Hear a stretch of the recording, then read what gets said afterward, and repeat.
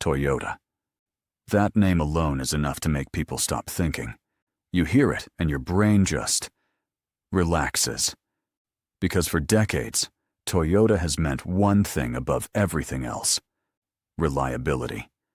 The kind that makes people say, just get a Toyota and you'll be fine. And honestly, for a long time that advice wasn't wrong. But here's what nobody tells you. That reputation, it's starting to work against you as a buyer. Because people walk into a Toyota dealership in 2026 and they assume every single model on that lot is equally trustworthy, equally worth the money, equally smart to buy. And that assumption, that blind trust in the badge, is exactly how buyers end up making expensive mistakes. Because the truth is, Toyota's lineup has never been more spread out, more complicated, more confusing. You've got gas models, hybrid models, plug-in hybrids, a full electric, off-road focused trucks, luxury-leaning crossovers, 3-row family haulers, compact city SUVs. It's a lot, and with that much variety comes something Toyota doesn't love to advertise: inconsistency. Some of these SUVs are genuinely outstanding, best in class, the kind of vehicles that justify every single dollar, and then some. Others, though, they're coasting on the brand name. They're overpriced for what they deliver, underpowered, or simply behind the competition in ways that matter. So Tade, that's exactly what we're going to cut through. No brand loyalty, no assumptions. Just an honest breakdown of the 3 Toyota SUVs you should absolutely avoid right now, and the 4 that are genuinely worth your money in 2026. And trust me, by the end of this, you'll never look at the Toyota lineup the same way again. Let's start with the ones that miss the mark. Coming in at number 3 on the worst list, the Corolla Cross. And look, on paper, this thing sounds like a perfectly reasonable choice. It's affordable, it's compact, it carries the Corolla name, which has decades of trust behind it, and it's positioned as an accessible entry point into Toyota's SUV lineup. For a lot of buyers, especially first-time SUV shoppers, it seems like a no-brainer. But then you drive it. And the gas version of the Corolla Cross has a problem that becomes impossible to ignore pretty quickly. It feels underpowered. Not slightly underpowered, genuinely, frustratingly weak. We're talking about an engine that struggles to keep pace with modern traffic in a way that shouldn't be acceptable in 2026. Merge onto a highway with a full load of passengers, and you'll feel it immediately. That hesitation, that flat, uninspiring push that makes you wonder if the car is actually trying. Driving dynamics are forgettable at best. There's nothing engaging about the experience, nothing that makes you feel connected to the road or confident in the vehicle. It just feels behind. Behind where the segment has moved, behind where buyers' expectations are. And in a market full of compact SUVs that are genuinely fun, efficient, and well-rounded, the Corolla Cross gas version doesn't hold its own. And here's what makes this one especially frustrating, because this isn't a case where there's no solution. The solution exists. It's sitting right next to it in the lineup. The Corolla Cross Hybrid is significantly better. Better performance, better efficiency, better overall experience. It's a genuinely improved vehicle. So you're not stuck. You just need to make sure you're choosing the right version. Because if you default to the gas model, assuming it's the same car with a different engine, you're going to be disappointed. Possibly for years. The lesson here is simple. Within the same model, not every version is equal, and the Corolla Cross Gas is the version you skip. Number 2 on the worst list is going to surprise some people, because this is a bigger, more expensive, more premium vehicle. We're talking about the Toyota Sequoia. The Sequoia should be impressive. Full-size SUV, modern twin turbocharged hybrid powertrain, massive presence on the road. And when Toyota redesigned it a few years back, The expectation was that this would be a genuine competitor to the Chevy Tahoe, the Ford Expedition, the Suburban.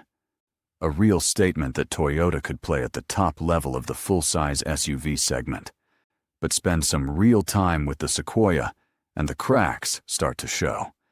The fuel economy for a hybrid system is still not where it needs to be for this category. You're buying a hybrid and expecting meaningful savings at the pump. What you get is improvement, yes, but not the dramatic efficiency story the hybrid badge implies.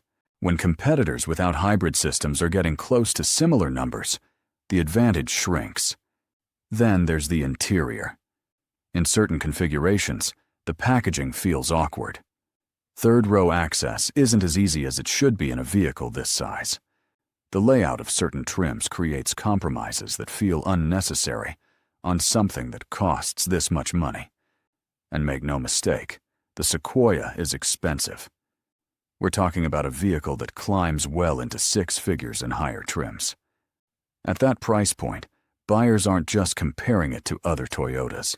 They're comparing it to Suburban, to Expedition Max, to vehicles that offer more usable space, more refinement, more of the premium feel that justifies that kind of price.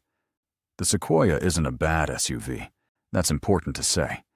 But at this price, in this segment, quote one is simply not good enough. You're spending too much money to accept compromises. And right now, there are better ways to spend that budget, including other vehicles in Toyota's own lineup. Now, the worst Toyota SUV you can buy right now. And this is Toyota's own answer to the electric revolution. The bZ4X.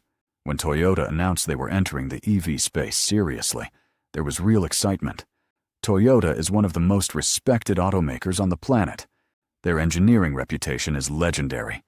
If anyone could take everything that makes internal combustion Toyotas great, the reliability, the long-term dependability, the value retention, and apply it to an electric vehicle, it was them. The bZ4X was supposed to be that vehicle, and instead, it feels like a first draft that got released too soon. Range is average.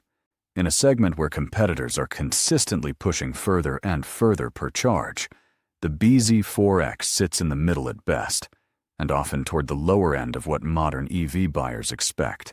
That alone would be manageable if the rest of the package over-delivered. But it doesn't. Charging speed is underwhelming. In 2026, fast charging isn't a luxury. It's a baseline expectation. Buyers have been trained by Tesla, by Hyundai, by Kia, to expect charging that actually fits into real life. The bZ4X's charging performance doesn't compete at that level. Long road trips become an exercise in patience rather than convenience. And for a vehicle that's supposed to win over new EV converts, that friction is a real problem. Then there's overall performance. The driving experience isn't exciting. It's not particularly refined. It doesn't have the instant, effortless feel that makes electric vehicles so compelling. It just exists as a transportation appliance. And in a category where every competitor is genuinely pushing boundaries, existing is not enough. The EV segment is moving fast, faster than almost any other automotive category in history, and buyers shopping for an electric SUV in 2026 have genuinely excellent options from multiple brands. The bZ4X right now is not one of the compelling ones. Toyota will get there. They almost certainly will. But that future version isn't what you're buying today. And today, this is the one Toyota SUV that makes the least sense to put your money into. All right. Now we turn the corner, because as disappointing as those three are, the other side of this story is genuinely exciting. Because Toyota, when they get it right, really gets it right. These next four SUVs aren't just good. Some of them are among the best vehicles in their entire category, full stop. Let's count them down, starting at number 4 on the best list with a model that almost nobody is talking about. And that's exactly why it deserves a spot here. the Toyota Crown Signia. If you've never heard of it, you're not alone. Toyota hasn't exactly been loud about this one. It sits in a slightly unusual position in the lineup, and its name doesn't carry the same immediate recognition as RAV4 or 4Runner or Highlander, which is genuinely a shame because the Crown Signia is one of the most well-rounded, quietly impressive SUVs Toyota makes. Interior quality is excellent. We're not talking about the kind of pretty good for a Toyota that the brand sometimes gets credit for. This is a genuinely premium interior experience. Materials feel considered. The design is elegant without being overdone. It's the kind of cabin that makes you feel like you spent more money than you did. Ride comfort is smooth and composed in a way that larger buyers will really appreciate on longer drives. It doesn't crash over imperfections or feel stiff the way some efficiency-focused vehicles do. It just flows. And the hybrid system is strong, delivering the kind of real-world fuel economy numbers that actually show up in your daily life, not just on a spec sheet. The expectation when you look at the Crown Signia from the outside is something niche, something that might have interesting compromises or quirks that explain why it's not more popular. But the reality is a refined, practical, efficient daily SUV that competes quietly and confidently with vehicles that cost significantly more. If you're in the market for something in this size range and you haven't considered the Crown Signia, you really should. It is, without question, one of the most underrated options in the entire Toyota lineup right now. Number 3 on the best list is an icon, and icons don't always stay relevant, but this one has found a way to stay essential. The new Toyota 4Runner. The 4Runner has always been a different kind of vehicle. It's never tried to win the comfort race, or the fuel economy trophy, or the most technology award. It's been built around a different promise entirely. Durability, capability, longevity, the kind of engineering that's designed to still be running strong after 15, 20 years and hundreds of thousands of miles. And the new generation stays completely true to that identity. When people first see it, especially buyers who have been conditioned by the modern crossover wave, the initial reaction is sometimes skepticism. It looks rugged in a way that feels almost old-fashioned. It rides higher, feels heavier, doesn't have the slippery aerodynamic profile of modern soft rotors. And that's exactly the point, because underneath that exterior is a vehicle built to go places most crossovers can't go. Built to handle conditions that would leave more modern, more efficient vehicles struggling, and built to do it consistently, reliably, for a very long time without falling apart. For the right buyer, the 4Runner in 2026 is close to perfect. If you need something that can handle serious off-road terrain, if you tow, if you live somewhere with genuinely challenging conditions, if you simply want a vehicle you can buy today and still trust completely in a decade, the 4Runner delivers on all of it. It's not trying to be everything to everyone.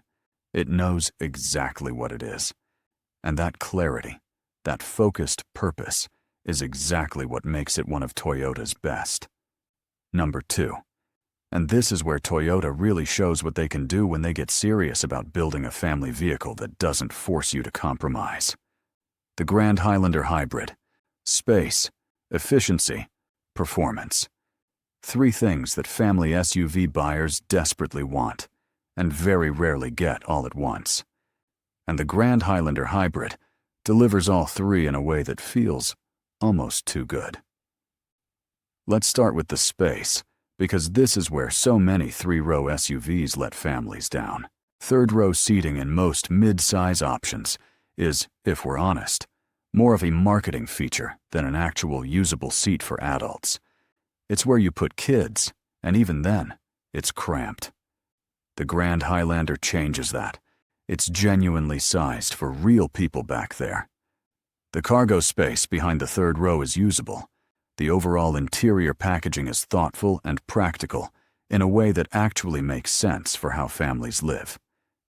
Then you add the hybrid system, and suddenly, you're getting fuel economy numbers that shouldn't be possible for a vehicle this large. That's real-world savings, not theoretical savings on a sticker, but money back in your pocket on every tank, every month, year after year. And performance isn't sacrificed to get there. The powertrain has enough power to handle daily driving without ever feeling strained. Merging, passing, loading up the family and the luggage and the sports equipment. It handles it all without complaint. The expectation going in is that this is just a slightly bigger Highlander. That's what the name implies. But the reality is a meaningful step up, a more complete vehicle. One that genuinely earns its place as the premium family choice in the Toyota SUV lineup. For families, it's one of the strongest options Toyota has ever made. And the best Toyota SUV you can buy right now. It's not a surprise. But it deserves to be celebrated anyway, because the reason it sits at the top of this list is a story worth telling. The RAV4 Hybrid. And with the 2026 version on the horizon, this nameplate is more relevant than ever. The RAV4 Hybrid is a benchmark, not just in Toyota's lineup, in the entire compact SUV segment. It's the vehicle that other manufacturers are quietly using as a target when they're designing their competitors, because it does something that's genuinely difficult in automotive terms. It does everything well. Not one thing brilliantly and everything else acceptably. Everything, well, efficiency is excellent. Real-world fuel economy numbers that genuinely impress, especially over time, especially if you're doing a lot of city and suburban driving, the kind of savings that add up to thousands of dollars over the course of ownership. Reliability is proven, not theoretical, not just what the spec sheet promises. This is a powertrain and a vehicle that has real-world track record, real owner data, real evidence of long-term dependability. The hybrid system in particular has proven itself over years and years of use across enormous sales volumes. That's not marketing, that's demonstrated engineering. Maintenance costs are low. Resale value is strong, stubbornly, impressively strong, in a way that makes the RAV4 Hybrid one of the best financial decisions in its class. The long-term cost of ownership story is genuinely compelling. And with the 2026 update bringing refinements that address some of the smaller criticisms of the current generation, the case only gets stronger. This is a vehicle that was already hard to argue against, and it's getting better. The RAV4 Hybrid doesn't need to be flashy. It doesn't need to shout. It just needs to deliver. And every single day, for hundreds of thousands of owners, it does exactly that. It's focused, it's effective, it's trustworthy. In the deepest sense of that word. And in a lineup full of vehicles vying for your money, that consistency is exactly what puts it at the top. So what's the real lesson from all of this? Toyota's reputation is real. The brand has earned its place. But a reputation isn't a guarantee. Not model by model, not version by version, not trim by trim.